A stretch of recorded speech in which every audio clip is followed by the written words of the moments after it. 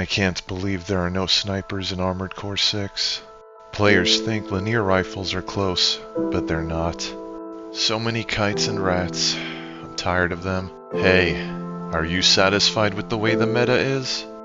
As for me, I'm not.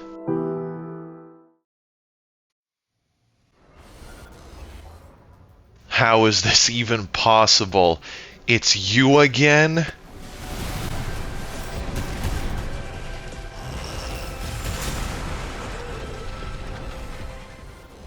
That is a crazy coincidence considering I was in the Exia when we fought the last two times.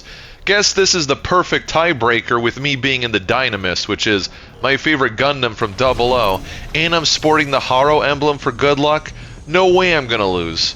And to all my viewers out there, if you're a fan of Gundam 00, or Gundam in general, what is your favorite mobile suit? I gotta know.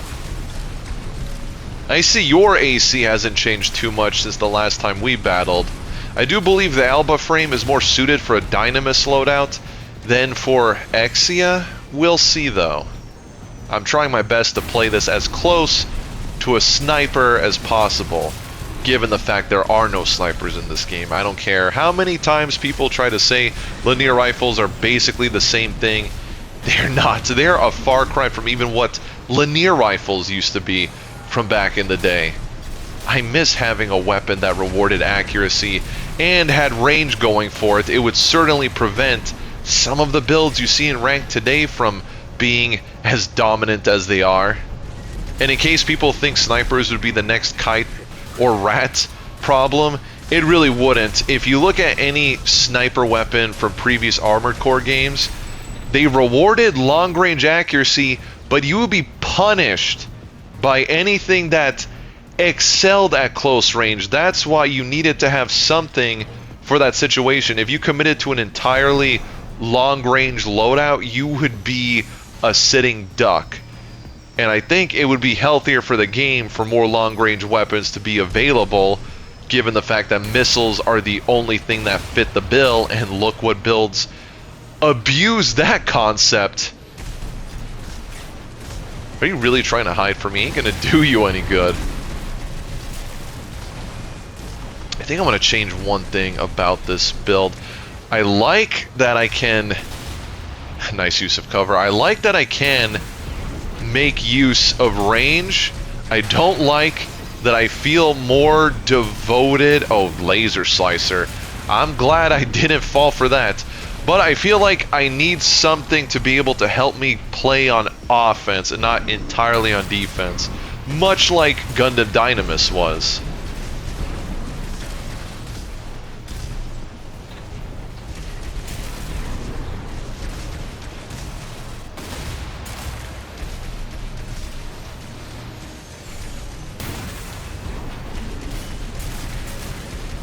Wow, that is scary. If I get staggered once, it's over for me. Good thing they weren't able to close the distance and hit me with the slicer. I'm going to make a quick change, make the gameplay more interesting too. I don't want this to simply be a kite. A lightweight that isn't entirely focused on kiting or close range. That is a rare specimen. I am loving the change I made to Dynamus. This shield is a game changer. Lets me get in close without having to be worried about being punished the entire time, and still stays true to what the original had. It's the best of both worlds. Also, I'm going to show you how to properly use this thing, because I've seen so many builds from a while back that use this shield entirely as a means to have a turtle playstyle, and while you can very well do that, I do not believe it is the efficient way of doing so. It's about striking a balance between having an offensive play style while knowing when to go on defense, or retreating with the shield being that extra layer of defense between you and your opponent. The gameplay will speak for itself, but to be more specific, you need to have weapons that complement the shield. Thankfully, my loadout has a lot of synergy. The overall goal is to get the shield up as the round starts, make your way towards your opponent, and try to get an early damage lead. They're using up all their resources while you're blocking all the attacks, making sure you build up the stagger meter as you go along, and you're not trying to retreat yet. You're having an up-close and personal battle. Make sure they waste their time, and then go for the counterattack when they're almost staggered. Punish them. Try to get your shield up. If they play on offense, pop the pulse armor. That was close. I thought that was assault armor. That could have been bad. And continue getting in as much damage as possible. Have the shield ready for when your pulse armor goes away. Then you retreat. Keep your distance. Get in as many attacks as possible. Dodge when you need to. Oh, that is... Ooh, that was close. Dodge when you need to, but don't get blindsided like that, especially if they're sporting a melee weapon. And if it's close enough, like right now, simply use everything you have. GG's, and as I mentioned earlier, it's about striking that balance between offense and defense. It takes some practice. Once you get used to it, it becomes second nature. Another Gundam build? This is going to be a fun one, I can already tell. If I'm not mistaken, their build is based on something from Iron-Blooded Orphans. That's what I'm getting from their weapons, at least. I can't think of anything else that didn't have beam weapons on it other than whatever came out of that show. It was mostly blunt force trauma as the main source of damage. And I do think my shield hard counters their weapons. It might be a little bit one-sided. I do respect the blind attempt at using the pile bunker, though.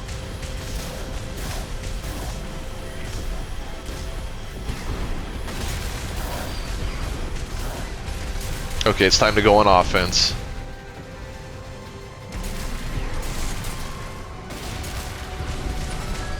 I want to face a taser build now. My shield would absolutely bully a build like that.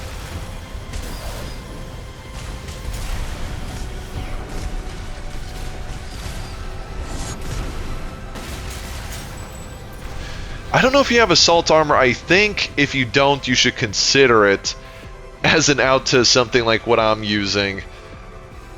Then again, I did not see you use your expansion last round, so maybe you already have it equipped.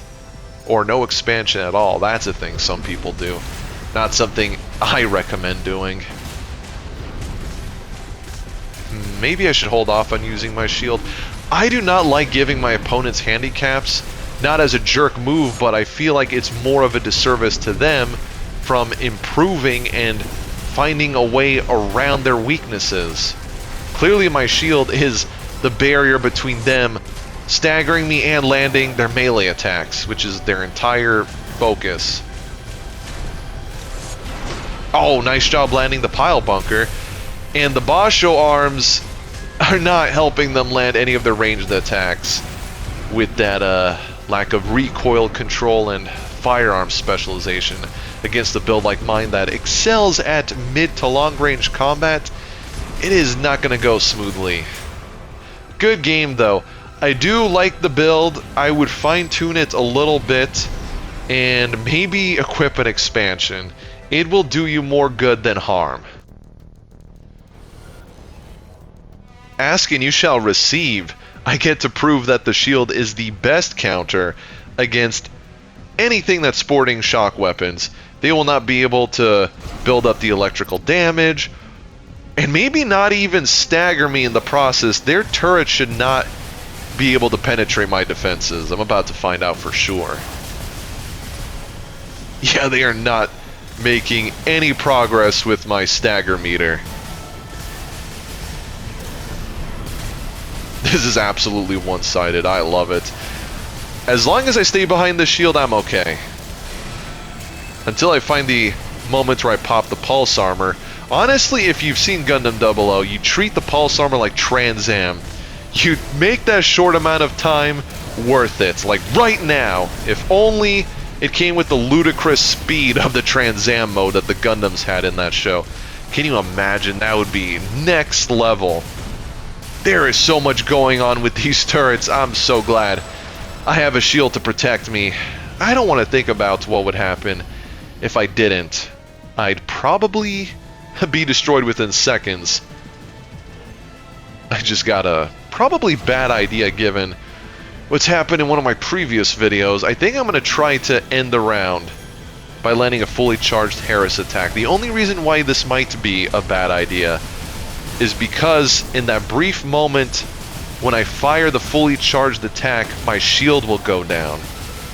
But then again, look, I have such a huge health lead. I don't think they'll be able to turn it around that quickly. I think it's worth the shot to make things a little bit more entertaining.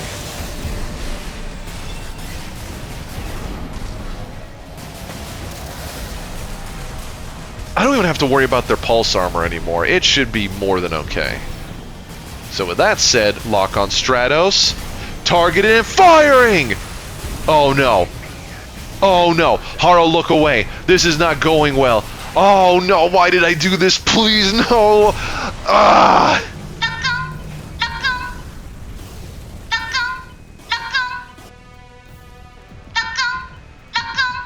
I know, I tried to make a spectacle out of it, but it so wasn't worth it.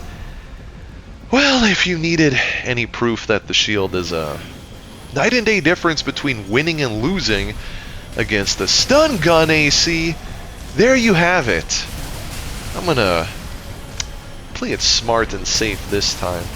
No reason to go out of my way to try to lose this thing. I probably would have lost way sooner if I was still using my first attempt at Dynamus without either committing entirely to a kite or rat playstyle, that is. Thankfully, I can tank these hits without question. The saddest thing about that outcome is it reminded me of when Lockon and Dynamus got blindsided during that epic fight. If you've seen the show, then you know Haro made the entire situation 10 times more heartbreaking. And in my case, I could have easily avoided it altogether. Oh well, at least it's somewhat canon and reminiscent of the show. What matters is I came out on top this time. So, between my take on Dynamus and Exia, I would say I had a lot more fun with Dynamus. Yes, my bias towards the mobile suit plays a role, but mostly because for the first time ever in Armored Core 6, did I feel like a dedicated sniper using this build, which says a lot given the game's mechanics do not support long-range engagements unless you're a kite or a rat. Those are the exceptions to the rule. And it was a painful reminder of how much I miss sniper weaponry. The one game they're excluded from, and we need them more than ever. Hopefully in DLC or a sequel. Time will tell.